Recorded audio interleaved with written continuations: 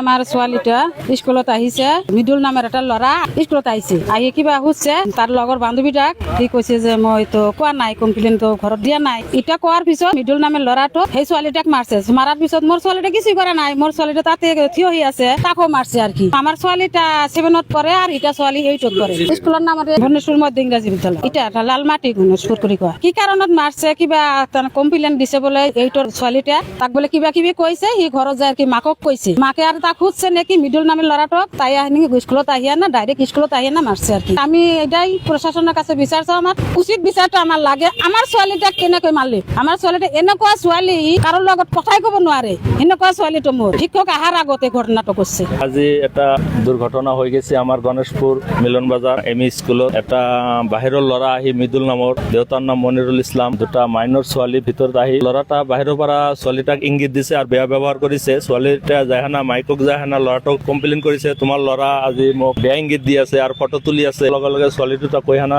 স্কুলত আহিছে, ক্লাছৰুমত সোমাইছে। অহাৰ পিছত ল'ৰাটো দৌৰি আহি ছোৱালী দুটো বেয়া দৰে মাৰধৰ কৰিছে, কাণত থাপৰাইছে আৰু হেঁচা দি ধৰিছিল টিনৰ মাজত। আমি শুনা মতে স্কুলৰ সন্মুখতে মোৰ দোকানটো, মই দৌৰি আহিছো, আহি দিছো ল'ৰাটো ছোৱালী দুটাক মাৰি আছে, মই বাচাইছো। তাৰপিছত আমি প্ৰশাসনক ফোন কৰিছো, আইনৰ ব্যৱস্থা লৈছো। স্কুলত শিক্ষক তেতিয়া আহি পোৱা নাই।